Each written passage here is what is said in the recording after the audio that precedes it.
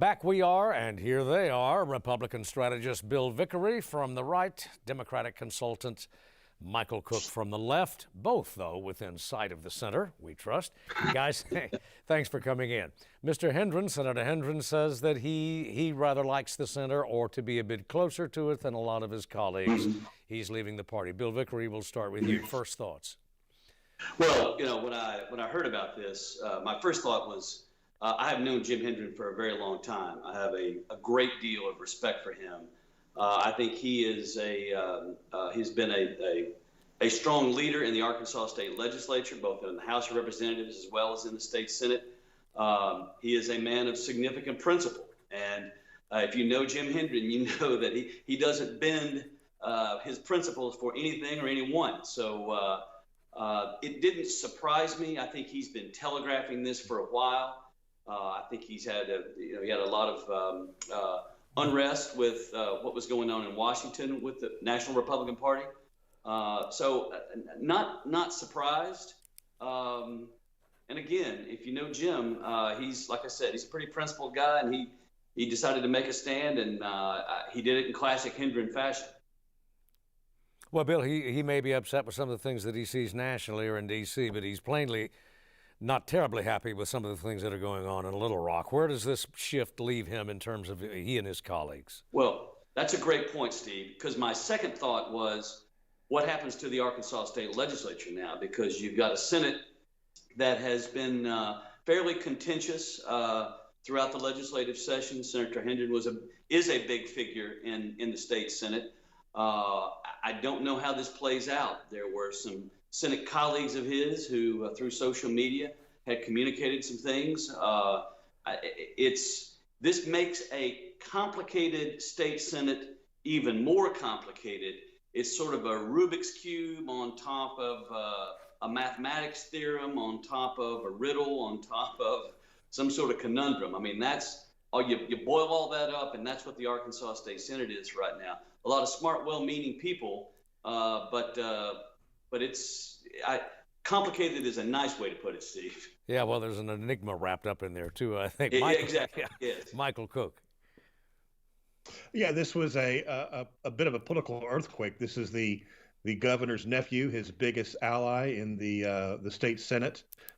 Jim Hendren, of course, was the former leader of the Republicans in the Senate. So the fact of him becoming an independent is a big, I think, a big shock. I would echo what Bill was saying. We've seen some of this coming for a while. Last year during the 2020 elections, Jim Hendren would be calling out Republicans for various mail pieces that they would send out against Democratic candidates and pointing out their, frankly, dishonesty. And that caught him some heat from his colleagues on the right.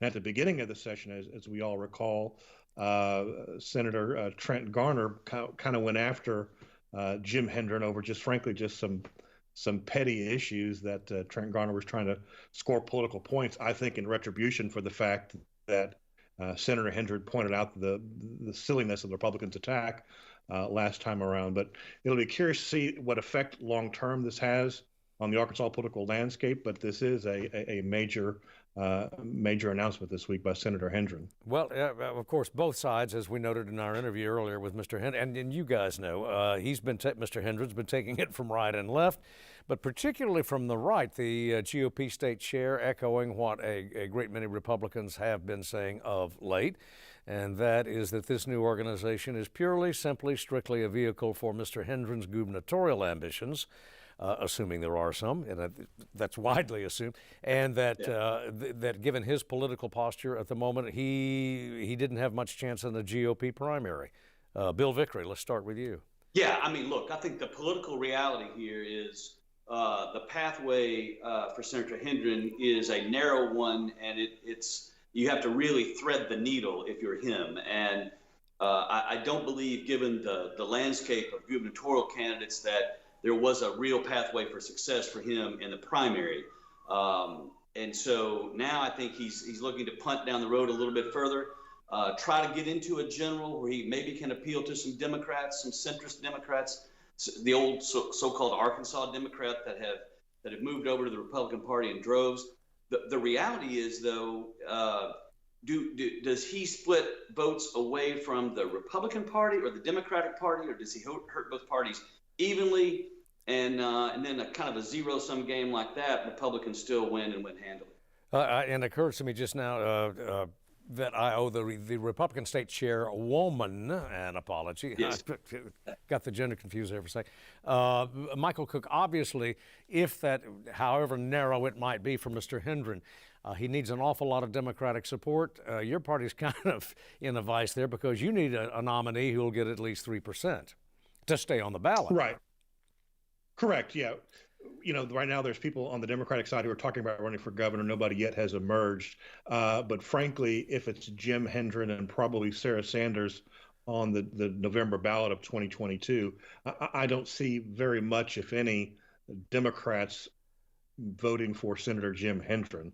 I think what he does is he pulls votes away from Sarah Sanders. Now, is that enough for a Democratic candidate to slip on by to the governor's mansion? That's a big lift. But for the fact that Jim Hendren running, if he runs as an independent, that is still, we've never had an independent, I don't believe, that I can recall, ever get elected to the governorship. I just don't see it happening if he ultimately does it and runs for governor. Yeah, I think the only situation kind of like this that comes to mind goes about 30 years back, and that's when a certain Tommy Robinson, Bill Vickery, was in the Republican primary, Yes. and there was Yes. a great deal of Democratic mischief, let's say, in that Yes. primary. The good old days Right. of Arkansas. The good old days. Yeah, but of course now it'll be a general election, so we'll see. We'll see how that goes. Steve, can I point out, I think something that is somewhat being lost in all of this, because obviously Senator Hendren switching, but the talk isn't just about stopping there. If indeed some other folks come on board, if you see a few former Republican leaders, a few former Democratic leaders, if this is not just a sort of a vehicle for Senator Hendren to run for governor through, but becomes something else, then I think you could be talking about something that might have legs beyond this election cycle. And so I think you got to keep an eye on that too. Is there another shoe or two or three to drop from, say, former office holders? Well, plainly that's the senator's position on this, Bill Vickery and Michael Cook. But my question, I guess, is how much appetite is there now for this? Has the center shifted so far to the right as to be, well, pretty well to starboard? Well, I would point out to, Jim Hendren's original statements when he announced that he was leaving the Republican Party. I think Hendren raises some good points about how, frankly, radicalized the Republican Party has become, both here in Arkansas and nationwide. The vast majority of Republican voters say they don't believe that the 2020 election was free and fair. They believe the big lie, as it were, that it wasn't a fair election. And there's other examples of how far right the Republicans have gone. And I think that's another, and the biggest example of how much of a cult of personality the GOP has become is the fact that Sarah Sanders is probably going to become the nominee for governor here in the state. She's scared out of the race a former congressman and current lieutenant governor who had a statewide presence, and automatically, according to polls I've been told about, she is far away in the lead for the nomination, and all for the simple fact she's not particularly qualified to be governor. Her whole claim to fame is she was press secretary to the president, to President Trump. But that's all you need in a cult of personality party, is be tied to Trump, and all of a sudden it's a pathway to power. Bill Vickery, I think you're going to get the last word. Yeah, I would just like to point out that these people get elected to office because the majority of the people that show up and vote send them to office. And in terms of a cult of personality, you've got a lot of Arkansans who, quote, consider themselves Trump Republicans that have seen their institutions fail them over and over and over again. And this reaction isn't to necessarily a personality. It's been to failings in government that they've seen. And so they want a shift. And so they see people like Sarah Sanders or like the Attorney General Leslie Rutledge or any of the other political leaders as vehicles to try to bring about that kind of change. And so the Trump stamp is very deep and red in the state of Arkansas, and I think will have a big impact throughout this year and into the primaries and all of 22. Gentlemen, got to leave it there because the clock won't allow us to go any farther, but you'll be back soon. Bill Vickery, Michael Cook, thanks very much for coming in, as always. And, as always, we thank you for watching, and we'll see you next week.